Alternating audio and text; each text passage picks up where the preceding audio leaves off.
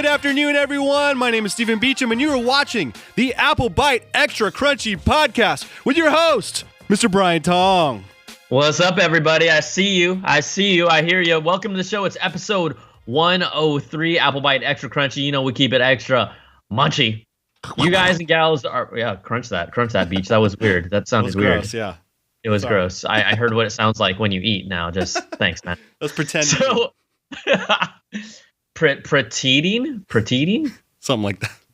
All right. Okay, everybody, guys and gals, you make this show what it is. Call us 1-800-616-2638. Your name, where you're from, the point you want to make, or the question you have. Again, tons of calls coming to the show, and we just appreciate you guys and gals because you make the show pop, right, Beach? Come on, we got to show love. That's the best part of the show is hearing from the people. It is the best part of the show, and it's hearing also the voicemails that we don't play for you because they're that bad. Oh man, I should make a podcast just about that. Yeah, just a collection of horrible voicemails. Horrible. All right, well, let's get to the show, guys and gals.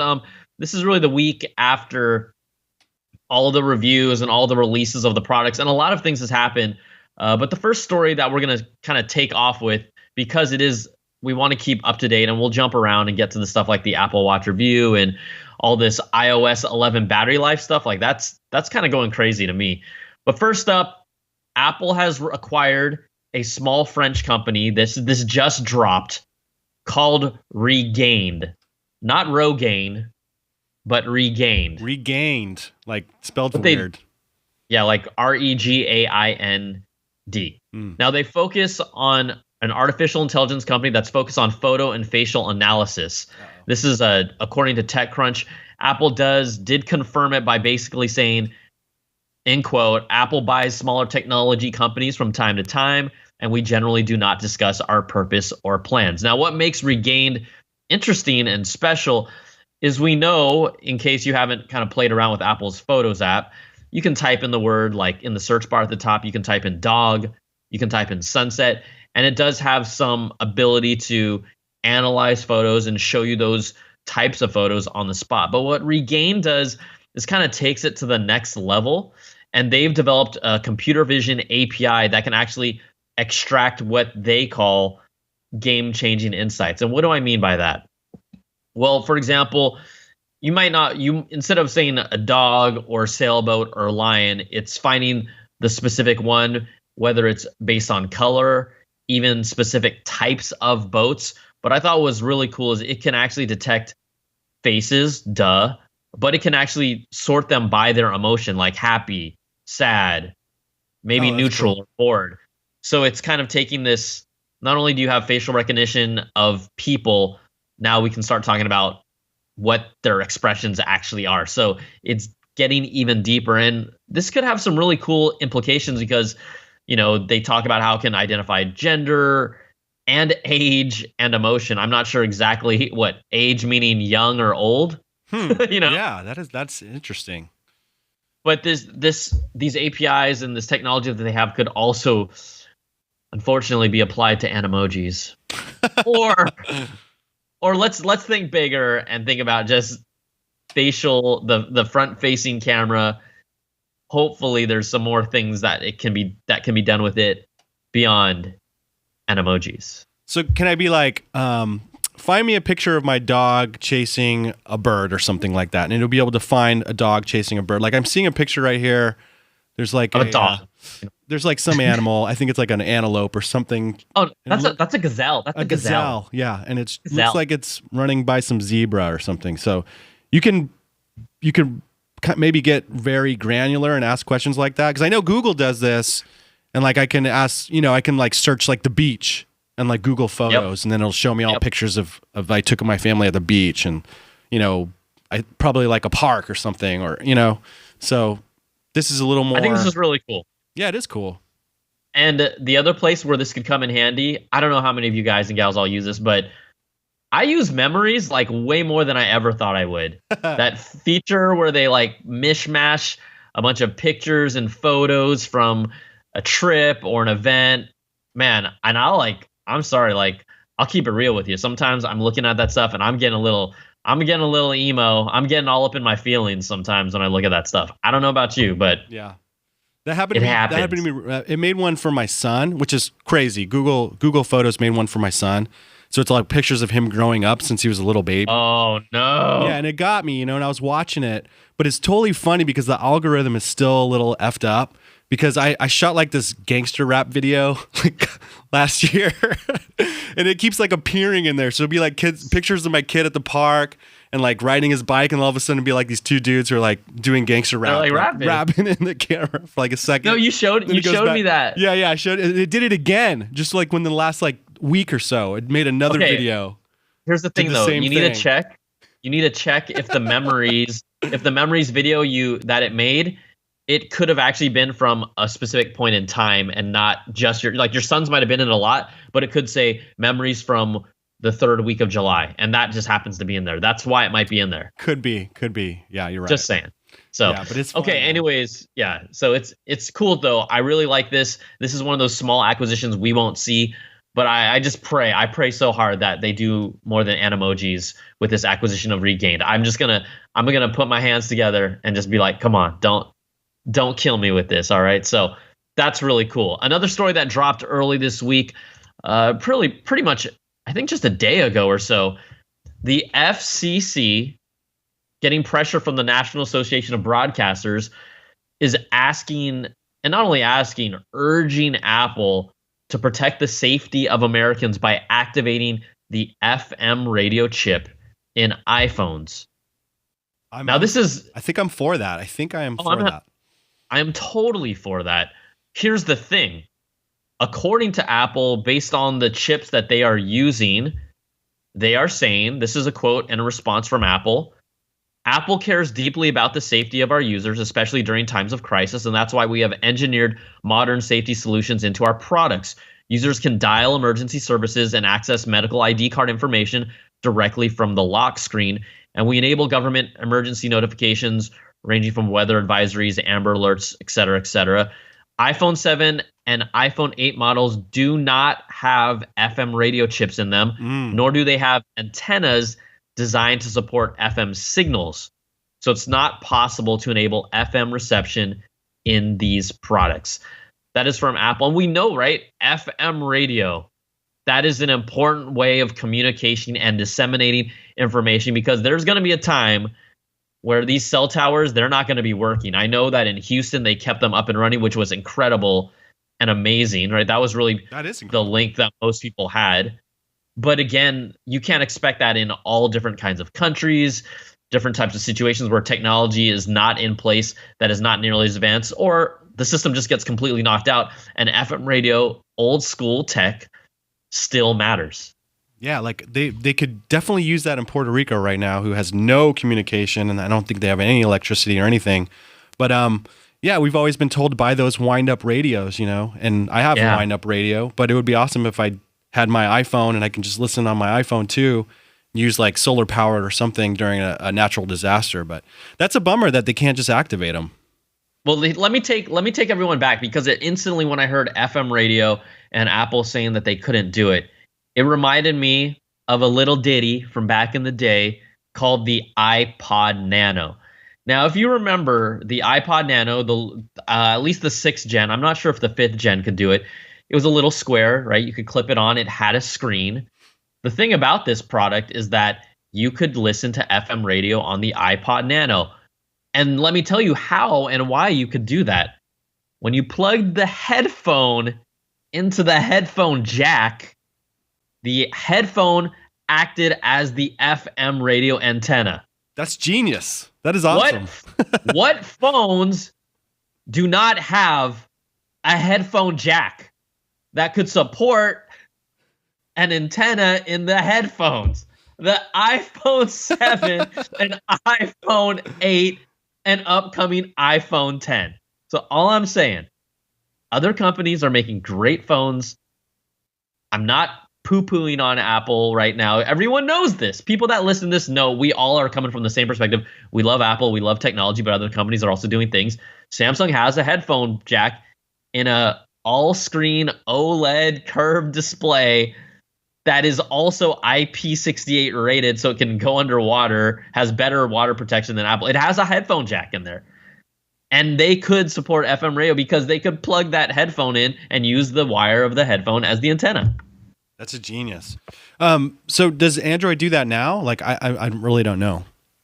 You know what? Off the top of my head, I don't know, but I believe I feel like at least with the S6 and the S7 they had an FM radio app. So I'm gonna go out on a limb and say yes, but people that can correct us right now, whether they're in the chat or not, can tell us no. But I just found that really funny how, Apple says, yeah, we don't have any way to support an FM antenna. It's because you don't have a headphone port, son. That's really smart that you figured that out, man. That's funny. So there you go. The request is in. Bring back the headphone port. We have a legit need for it now, big time. From the FCC. All right, as we talk about iPhone stuff, a lot of issues have started to pop up. We're going to talk about some of these issues just to educate you all and just let you know what is going on. The first one is specific to the iPhone 8 and 8 Plus. Reports first started coming out of The Verge that said, hey, there's a static noise issue that is affecting iPhone 8s and 8 Pluses specifically in the earpiece. And Apple has confirmed that that is true. When you're on calls, you might get this gnarly, nasty static sound on your iPhone 8 and iPhone 8 Plus. They are working on a software fix. It is not part of the latest updates that have been released, but it is there. It is a known issue that they're working to fix on. And this is the other thing when we talk about iOS 11. A report recently came out that the adoption rate with iOS 11 is really advanced. It typically is people that are Apple fans want to adopt it and just bring it on no matter what version of the phone you have. And we got a lot of calls from this, and I wanted to kind of answer it within the show of when is a good time to update your phone or what's the right time. Now, iOS 11 up to this point, and I think it has updated, but the last time analytics were collected by Mixpanel, it was around 25% of the user base of all iOS devices had updated to iOS 11. That seems small, man. 1 week after? No, dude, if you talk about Android, because they're so fragmented, they'll be less than 1%. Oh, I see. Yeah, because people aren't like really far back versions. So I just clicked on a link. The latest Mixpanel update says it's at 28.55% of iOS users are on iOS 11. But that also comes with its caveats, with its issues and problems. The biggest issue everyone is talking about, it's what we want to talk about, is battery life issues with your phone. So people, once they put on iOS 11, they were happy. And I recall this happening, honestly, a little bit in iOS 10, where when you first installed iOS 10, battery life was really cruddy. And what was happening is optimizing your phone and your iOS behind the scenes. But what we found is it's actually lasted longer than a few days. And a lot of people that have iPhone 6s, iPhone 6s, and some iPhone 7s, but you don't hear it as much from iPhone 7s, their battery life is literally going to crap. Now, a security, like when I say crap, I'm talking about you could drop your battery within just a few hours, like more than 50%. Some crazy stuff like that is actually happening. And this is not isolated a few people. We put out the question out there on the recent Apple Byte video podcast, and everyone's saying like iOS 11 is killing my battery. Only a few people said it didn't. According to security research firm Wandera, they analyzed the performance of 50,000 moderate to heavy iPhone users on iPhone and iPad that were both using iOS 10 and iOS 11. Now, there's a chart down there if you scroll down based on what they found, and the results were not very glamorous or pretty at all. Devices on iOS 11 burn through power at a much faster rate than those running iOS 10, taking an estimated, this is with use, 96 minutes of use to drain a full battery. This is like actively using it with iOS 11 versus 240 minutes for iOS 10. Wow, man. That's a big deal. I've literally had people say, I've been using my phone and it dropped from 100 to like 40% in a few hours. I was using my phone last night and I dropped from 26% to like 5%. It felt like in 45 minutes to an hour. I'm like, that's extreme. That's really extreme. So Apple did release a little update, iOS 11.0.1. That was to address a Microsoft Exchange server error with emails. It hasn't addressed the actual battery life issues. They've released a public beta for both iOS 11, macOS High Sierra 10.13.1, and tvOS 11.1. But I don't know if people are writing comments in the video in YouTube and live stream, but a lot of people are still telling me they have major issues, specifically with their 6 and 6S.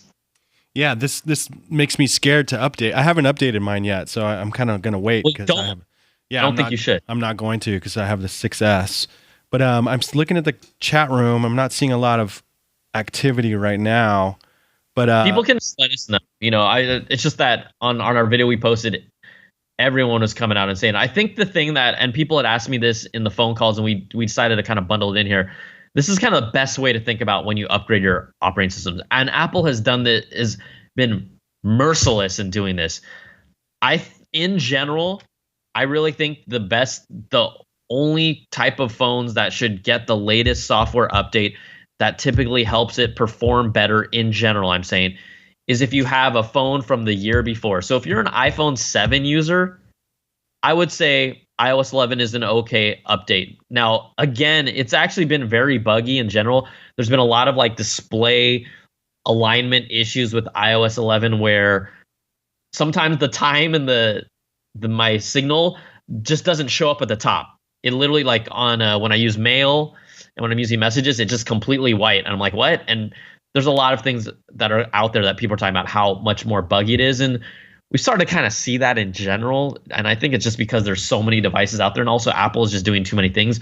But if you have a phone that is 2 years or older compared to the iOS release, so let's say you're on a 6S or a 6, I honestly would not recommend upgrading to the new operating system because it is typically hammered the performance of those devices that aren't hardware-wise as well equipped and optimized to handle the newest stuff and the new bells and whistles that the latest iOS demands. I just don't think if you have a phone that's 2 years older or more, you should really upgrade your phone in general because you're not going to get as good performance. You just aren't. I've done it before. It doesn't work as well. Yeah, we're starting to get a lot of comments in the chat room now. Like Divine Feeling says iOS 11 is really killing my battery. Daniel Bernard says, "Yep, mine sucks now." And then Justin Loving says, "New operating system means bugs. They'll get it worked out." So, I mean, you've said, I've learned this from listening to you, Brian. Is usually wait like a week or so before you do the update, and that's what I did. I saw that there were already patch updates happening, so I'm like, okay, they're fixing little things here and there. So I might still wait like another week or two before I update my phone. And then of course, CNET has all these videos like, here's the changes you need to, here's setting changes you want to make right away after you update. But that's doo-doo to me. I mean, they're usually helpful, like little, like little things. Yeah, they're helpful, but then you cripple aspects of the phone. Like, okay, fine, turn down your brightness. That's normal. But when you tell the phone don't fetch for email as often, I mean, if you're getting an email every second, that's going to be an issue. And some people, in the mail settings, there's kind of an auto fetch, right? We love this. Every time an email gets sent and the server gets pinged, we know about it. It really shouldn't take up that much more battery if you leave the fetch feature on. It just shouldn't kill your battery where you literally lose like 30-40% in a few hours. Yeah, like I've been hearing really that too. That sounds like a nightmare, man. You get to, you get in your commute, your phone's already dead almost. And then and then people get frustrated and upset, and some people are like, "Wait, was it me? Is my battery messed up? Is it what's going on?" That's why we have this lovely thing called the internet. Imagine the days where the internet didn't exist, where you could post something and like try and find out if other people are having the same problem, right? Yeah. So this is a real thing, and it's happening. And so the classic thing is always, if you have a phone that's 2 years old and you update the latest iOS, it's going to hammer your battery and you're like, I need to get a new phone. And voila, a new phone is out. Perfect timing. Like magic. It's magical. Perfect timing, bro. All right. So just be aware of what's going on with that. Before we take a break, we do want to talk about a little bit of the iPhone X coming out. We've talked about kind of how it could be pretty hard to get. I think it's going to be a lot harder than people think. The latest reports are talking about how pre-orders are going to exceed the actual demand, pre-order demand is going to exceed the actual quantity that's going to be available for the iPhone 10. So let's talk about reports that are coming out of the supply chain from multiple outlets. It started with the Nikkei Asian Review. Others picked up on it, Digitimes, Wall Street Journal. But the Nikkei Asian Review reports that yield rates, basically the percentage of components that meet Apple's quality requirements, is lower than expected for the 3D sensor part that is part of the whole true depth sensor at the top of the iPhone X. So the 3D sensor is not being produced. There's not enough in quantity that are being produced. And what is happening is they're saying that they're basically producing complete phones somewhere less than 10,000 units per day. Now that might sound like a lot.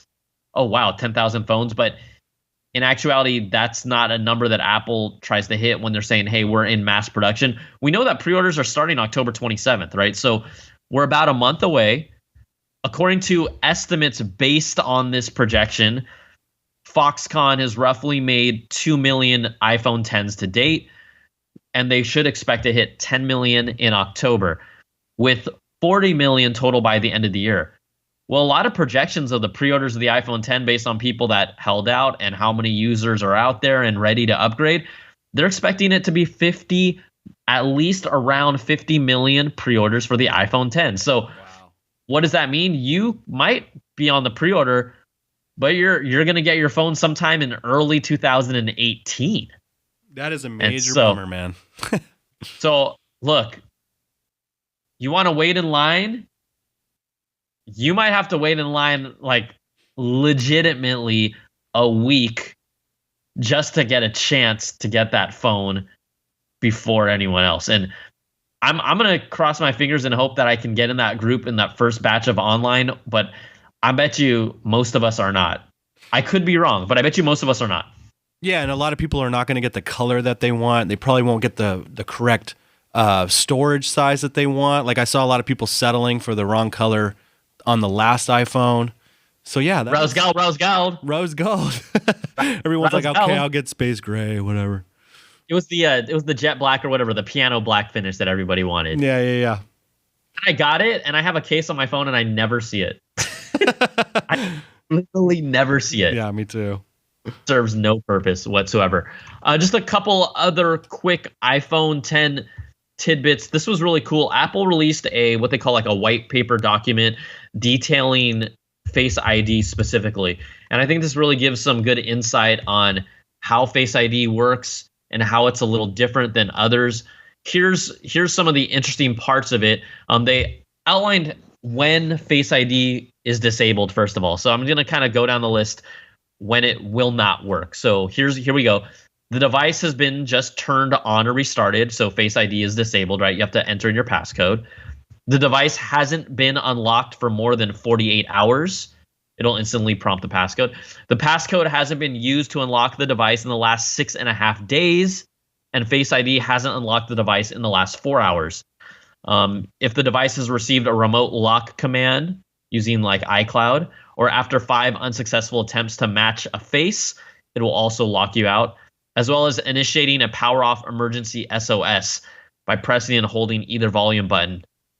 Unfortunately, none of these conditions is what caused Craig Federighi's phone to hang up on the keynote.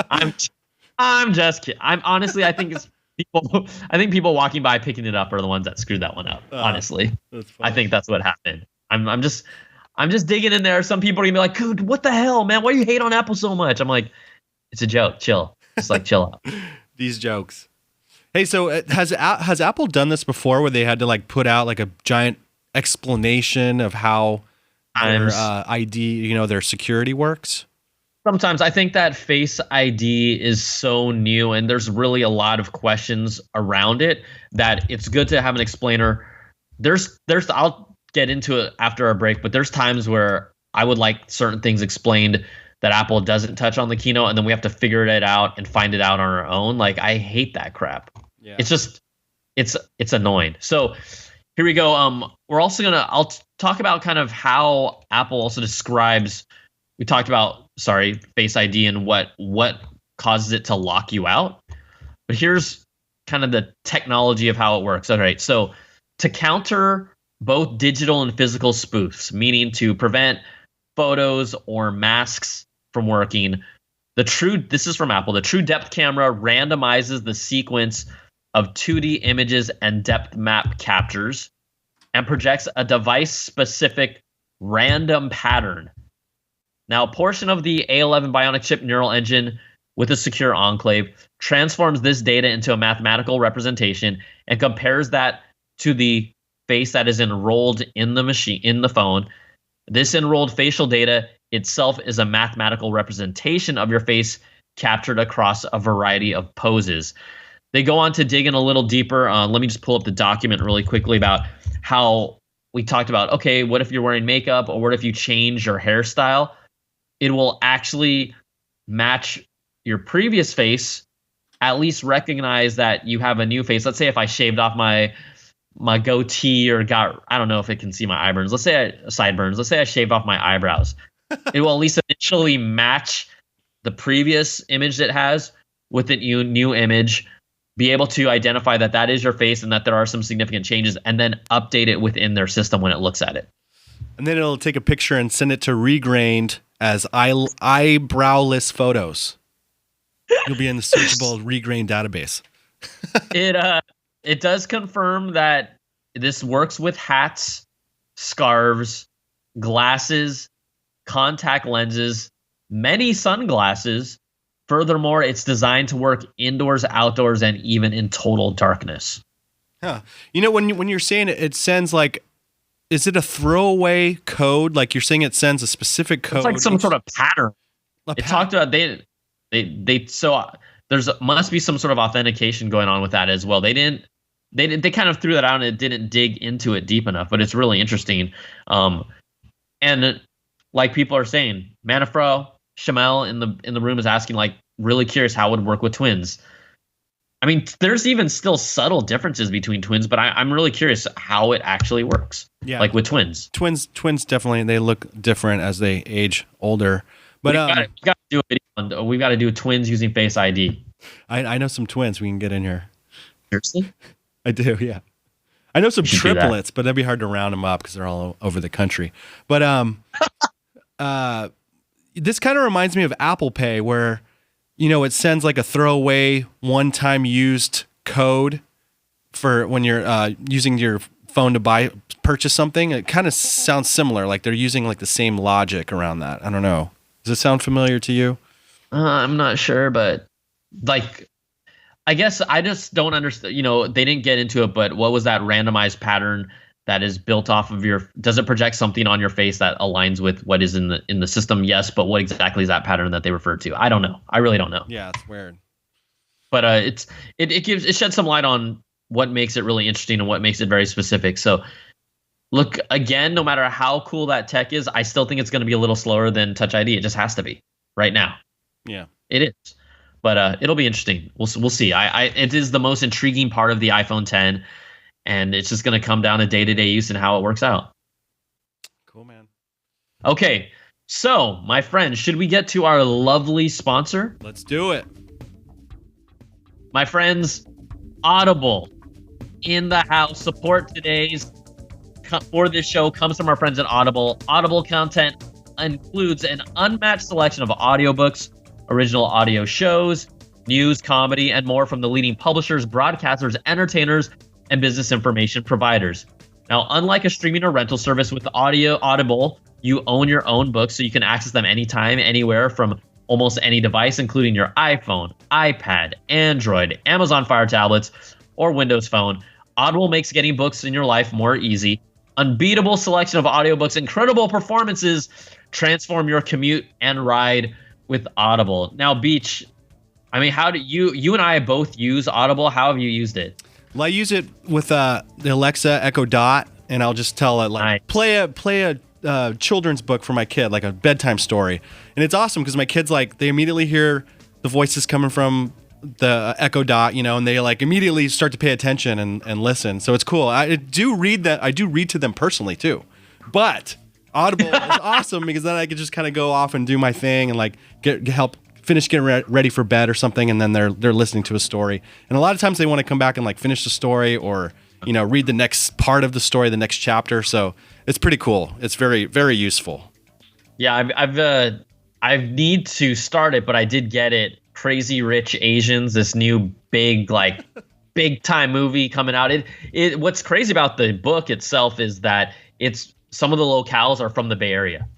So it's basically about like high society, kind of snobby rich Asians and from around the world and their kind of quirks, but it's kind of fun because guess what? I'm Asian. I don't know if you guys know that, but I was going to say, is that book about you? Crazy, but not. It's Crasians. If it's Crasians, but take the word rich out, I mean, that's not in part of here. So, all right. So check this out. This is how you guys can take advantage of Audible. Go get a free audiobook with a 30-day trial at audible.com/Apple. That's audible.com/Apple, APPLE, for a free audiobook with your 30-day trial. If you get Crazy Rich Asians, let me know. That sounds like the funniest title for a book, man. It's going to be a movie, bro. Oh, it's right coming out. Yeah. I don't want to name drop or anything, but like I went to church with the director of the movie when we were in junior high, John Chu. Oh, wow. That's cool, man. So we're like buddies. Like he's a big Mac Apple fan. Like every time there's a product release, we're like texting each other as the freaking countdown is happening. So he's super hyped. I'm super hyped about it. It's a big deal. It's a big deal. Nice. Okay. Shall we continue with the show, my friend? Let's continue. I just wanted to touch base. I am going to release an Apple Watch Series 3 LTE review video today, so which is Friday for people that are listening later on. So you guys and gals should all check that out. I don't want to get into it too deep, but I've been using this thing for, my goodness, nonstop 4 or 5 days. I've literally used the watch for 3 days without my phone at all to push it to the limits. I'll tell you some of the things that I don't want to tell everything that I talk about in the video, but the battery life on this Apple Watch is dope. I've been able to get through an entire day easily. And a lot of these reviewers, they were just trying to max it down. They're like, you won't really get through a day. Yeah, because you're trying to like put it through the test, but I want to use it in my daily life. I take phone calls on it. I text message back and forth. I used it at the gym for an hour while listening to music. And from 9 a.m. to basically 9 p.m., I still had 22% of battery left on it. I was like impressed. That's pretty good. Like yeah. I used it. I used the crap out of it. Another day I had like 30% on it. It just depends on how much you actually use it. So that's one of the highlights. It's killer for workouts. But I think the biggest issue that when we talked about Apple being transparent or explaining some of these technologies in their documents, when they pitched the Apple Watch, they said, hey, you're going to be able to send and receive messages. And we had found after going through it that, and asking Apple for official confirmation, is that if you have your phone with you and you're next to the the Apple Watch, you're going to be able to get iMessages and SMS messages from non-iPhone users. That makes sense. But if your phone is off and you're away from your phone and your watch is connected to LTE and LTE only, not Wi-Fi or anything like that, your Apple Watch can only accept iMessages. No non-iPhone SMS messages can get to you on your Apple Watch that way. Which is, I have a lot of people that are on Apple hardware, but there's other people that do not have iPhones, and if you want to get messages from them, you won't. The other thing, though, to kind of work around that is that if you keep your phone on at home when you're away, you should be able to, and we've tested this, you'll be able to receive SMS messages and iMessages. So ultimately, just have your phone on whenever you're away, wherever you go, and it'll be okay. So just have it sitting on in the room, just have to be connected to Wi-Fi or anything like that? Yeah, it just has to be on. Your phone just has to be on, really connected to the cellular network. Oh, that's cool. But it sounds silly, but it is really like when I was working out and I was like listening to music in my wireless headphones and I was working, I was like pumping that iron, bro. Like pumping. Like sweating. But then you like get a text message, you respond to it, you take a call while you're listening. Like when everything is literally on your wrist and it does work for those moments, it's crazy, man. It's like, wow. I felt like, although I can't use it for everything, I felt like it's legit in that way. And if you're someone that's looking for that, you're going to be happy with it. there's other caveats there, but I think it's not for everyone. But if you like to work out and you like to be on the go and you want to do that once in a while, it's pretty sweet. But most of the time, everyone has their phone with them. The thing that I miss the most by going all Apple Watch is that there are times where I don't have my camera on me, and our phone is our camera, and because it really makes the phone necessary to bring with you. Like if you care about social media, or you're on Snapchat or Instagram stories or all that stuff, you want your camera with you. Well, you can't move around with an Apple Watch without a camera. So I think most people will just have their phone with them. And if that's the case, don't get an LTE Apple Watch. Just get a Series 3 if you want to upgrade, or you'll be honestly like more than happy with the Apple Watch Series 2. And I think for a lot of people, honestly, even if you have a Series 1, unless you want the speed bump, which is great, and the Siri interactability with this is awesome now. I've never been the biggest fan of Siri, but it does work great on the Apple Watch Series 3 because of the power it allows you to do it natively on the device. It's worth the upgrade. So it's really truly a device that's not for everyone, and it never was in the first place. So it just depends on really what's your use case, but it's a good product. It's a good product. That is a bummer about the photos, though. I mean, when you're out and about, you see stuff randomly, you just want to take a picture. That's what I'm saying. You know? So that's exactly what I'm saying. That is a bummer. To get that together. All right. Get that together, Apple. Yeah, give me that. Give me that dope camera on there. Just get it. Just be like, get that perv camera on there. Put it right on. Get the perv cam. All right. Let's just jump into the calls. I think we're just gonna skip some of these stories because we just want to crank through your calls because we don't want to make the show too long. All right. Y'all got lives. Cool. Yeah, all right. Thank you guys for all calling. We had a lot of good voicemails. We had a lot of voicemails this week, but we narrowed it down to some of the highlights. So here we go. Hey, Beach. What's up, Tong? It's me, J-Mac from Brooklyn. Love the show. Love everything you guys are doing. So check it. I just got home after getting the Super Nintendo Classic. Waited like about 5 hours in line. And after doing that, I'm thinking about the iPhone 10. With that said, if I forego doing setting up for the pre-order, what are my chances of getting it like a week or two afterwards? Or, Brian, do you think it's just better to wait till 2018 for the next set of iPhones, given all the new rumors leaking out for 2 sizes of OLED panels and so forth? Anyway, looking forward to your answer. Keep it going, guys. Love the show. Peace. I think it depends on what phone you have right now. If it's worth upgrading for you or not. If you have an iPhone 7S and you're not really excited about the 10, sorry, what did I say 7S? You know what I mean, an iPhone 7. I don't think you need to upgrade right now. I think you can hold out because it's a nice upgrade, but you know, I'm going to get the 10. I'm not going to lie to you all, but I feel like it's a 9.5 instead of a 10. I feel like it's the iPhone 9.5 because they couldn't get that under the glass fingerprint sensor, and that's okay that they couldn't. But I feel like this is more like an iPhone 9.5. So if you have a 6 or 6S and you're really looking to make a big jump, then do it. But if you're on a 7 and you're kind of like, I think most people are excited about the 10, and then they realize I'm probably going to spend $1,400 for this thing, and then they realize I don't know. It's hard. I think it's hard. Year. It's just like what people have said. Imagine if the 10 didn't come out and all Apple had to offer was the iPhone 8 and 8 Plus. Like literally, Apple would have been hammered by press and media. It's basically an iPhone 7 with a glass backing and a little bump. It's kind of bad, you know. But they did that. They knew that was happening, so that's why they got the 10 out. Yeah. So I think he might end up having to wait till early 2018 anyways, based on the story we talked about earlier, where they're not going to be available right away unless you're getting real fast on that internet, on the pre-order on the internet. So true. Good luck on that one, man. Okay, here we go. Next call. Hey, Beach and Tong. This is Brian from Boston. I just wanted to ask about equipping devices with lanyards. Like when my iPod Nano broke, I got a refurbished from the Apple Store iPod Touch 5th generation because it has the lanyard. And I guess they don't make the new ones with that. But then I realized the remotes for the Apple TVs, you can actually like put in a lanyard in the lightning port, so it so it works kind of like how the Wii remotes work. And I was just wondering, I wonder if they could like put a lanyard like that on a lightning port for other devices, like if you're running with your iPhone and stuff, would make it more secure.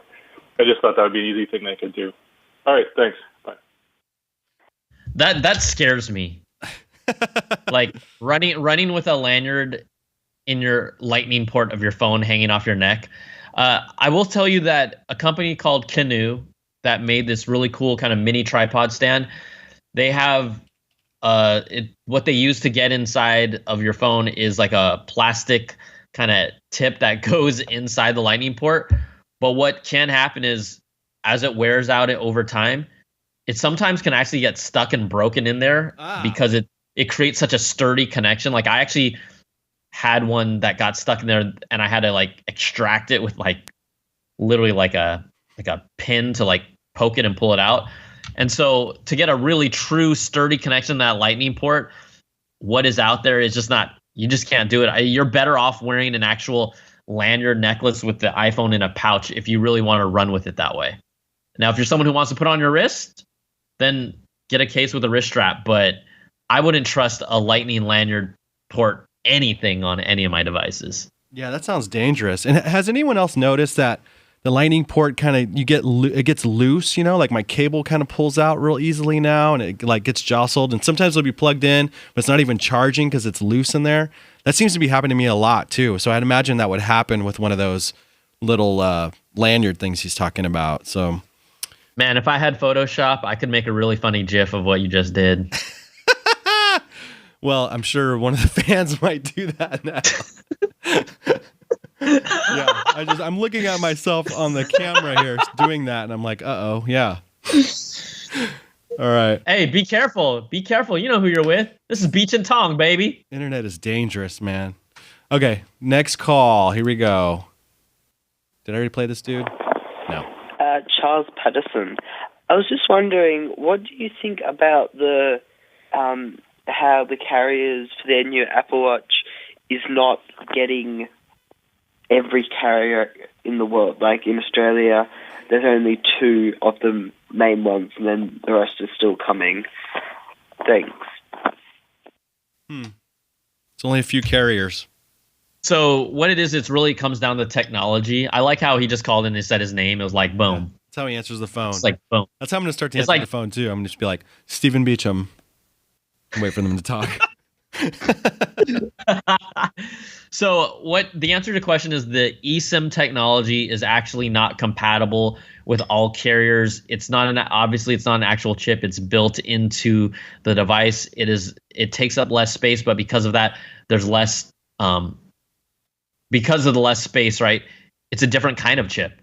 And so it doesn't support all the bands. It doesn't support every carrier out there. It's still new.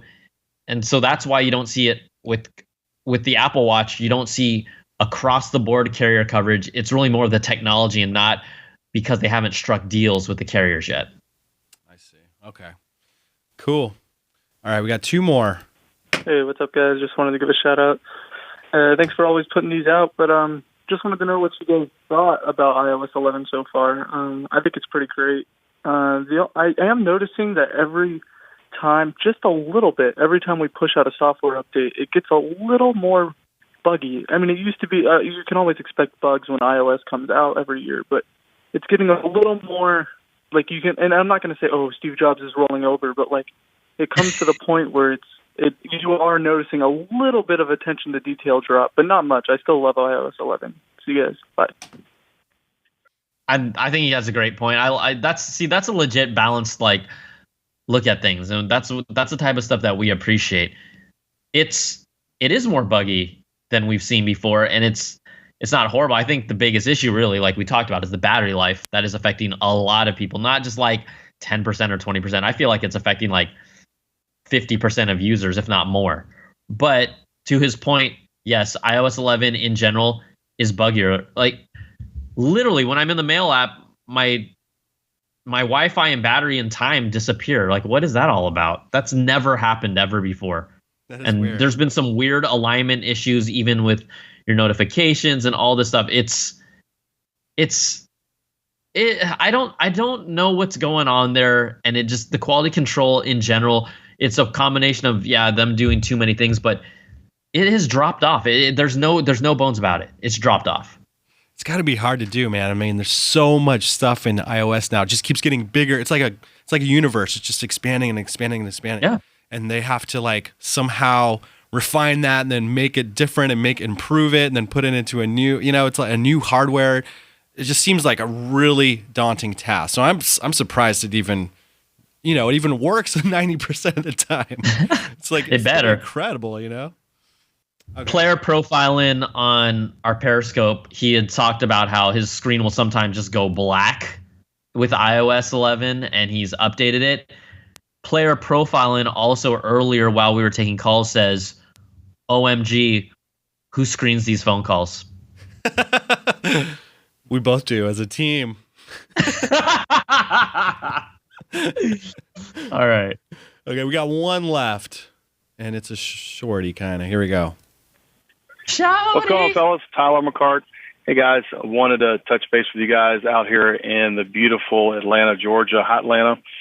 Hey, my question is in regards to the Apple Watch. I'm getting ready to receive my new Apple Watch Series 3 with LTE, and I've seen where you guys have talked about needing the AirPods, although I know that do I wait and get the AirPods later on whenever they upgrade to the, wireless charging thing they displayed at the keynote? I've already got the Power Beats 3, and I know that they should sync with my Apple Watch, but just want to hear your feedback on it. Appreciate the show, guys. Enjoy it. Y'all have a good one. Freedom. I feel like he answered his own question, man. Is that what he said at the end? Freedom? Yeah. If he has the Power Beats 3, he already has a more than capable headphone set that syncs over to the Apple Watch that uses the W1 chip that is super fast and responsive. If you have money to burn, go ahead and get them now. But I would just wait it out. Like, you already have great headphones that work just fine. Yeah. But if you look, there is an appeal, like you said, Beach. Like, you kind of got sucked in the whole thing. Like, damn, I kind of want Apple AirPods. I know they look really dorky, but I kind of want them, right? I totally do. Or you could be like that one dude that was in line for 5 hours for the NES Classic, and then now he's ready to get in line for the iPhone X. Just go spend money, baby. do it. Just do it, baby. So I think you're fine where you're at, but I have workout. I have I do have the Power Beats 3, the ones that go over my ears, for working out at the gym. But the AirPods actually sound better than them, so I'm gonna keep it real with you. I'm not a big fan of those that hook over your ear, like they just get uncomfortable. Fine. I am fine because I am. They're uncomfortable for me. I don't know. I don't dig them. I want the AirPods. All right, that's it, Brian. We're done, man. All right, bro. Remember, everybody, you guys and gals can call us at 1-800-6. Didn't we? I thought we had a young lady that called in. We did. I thought. Didn't we play that? I thought we did. Jennifer? Was it Jennifer? Something like that, yeah. Oh my gosh. You know what? There were a few, and they were just, they're asking which phone to get, and we're kind of. Jennifer, call us back next week. And everyone else who didn't call us at 1-800-616-2638. That is the way to be a part of this show. You guys and gals keep it hot for us. You contribute. We really appreciate it. Other than that, Beach, I think that's a wrap for this week. Right on, man. Have a good weekend. All right, you too. Thanks, everybody. Take care. Be safe. Peace.